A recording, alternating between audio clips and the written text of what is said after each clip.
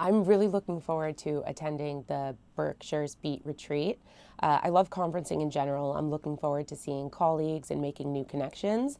I think particularly what I've heard of the Beet Retreat in the Berkshires is that there'll be a lot of time for more of a close-knit connection. I know a lot of conferences, it's back-to-back meetings and perhaps in different locations. So I'm really looking forward to having some continuity, seeing the same people in a closed setting, and perhaps having follow-up conversations, the next day rather than on email in the weeks to follow. What topics or themes are you interested in hearing? There are a lot of themes and topics that I'm really interested in delving into with this group of colleagues. I'll choose three. I think specifically I'm interested in diving into the how behind the headlines. Like, how are we going to do SPO? We know that there's a call for supply path optimization in the industry. What will that look like? Will it be the demand side platforms that are looking to slim down the inbound?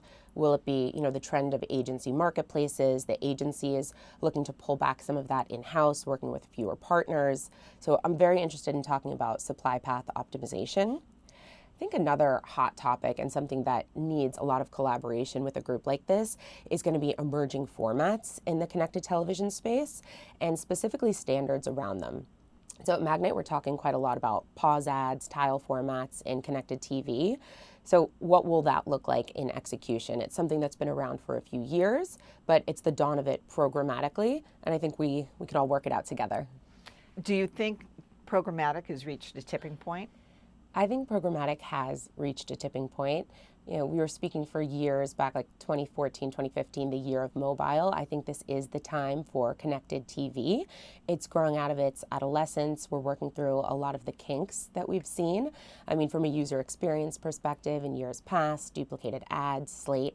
I think now we finally have the technology to work through those kinks. We have the eyeballs there, the audience is there, and we're seeing more trust and lean in from the buy side. Historically, there has been concern. Will there be duplication of ads? What about adjacency? That in traditional television, you don't want two ads necessarily next to each other that could be seen as competitive.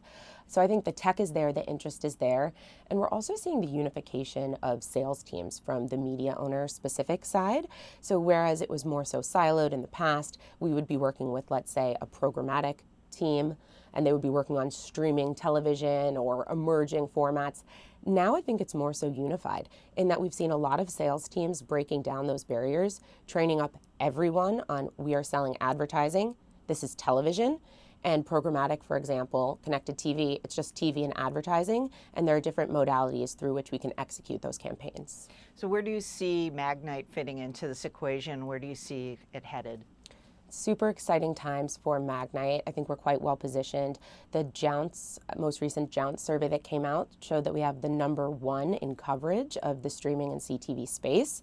So definitely at the forefront, a front row seat, which has been really exciting. I mentioned before the pause ads and emerging formats.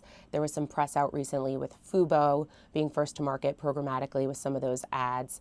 I think when it comes to how are we solving for some of those adolescent kinks as well of the connected television space, mediation is going to be a big topic here. So Magnite has the streaming platform for connected TV, where it's all under one roof. So programmatic, mediation, monetization, the ad server component, curating audiences. I think doing that in one place is quite in line with the trend for supply path optimization, and it's something that buyers and sellers can really get behind.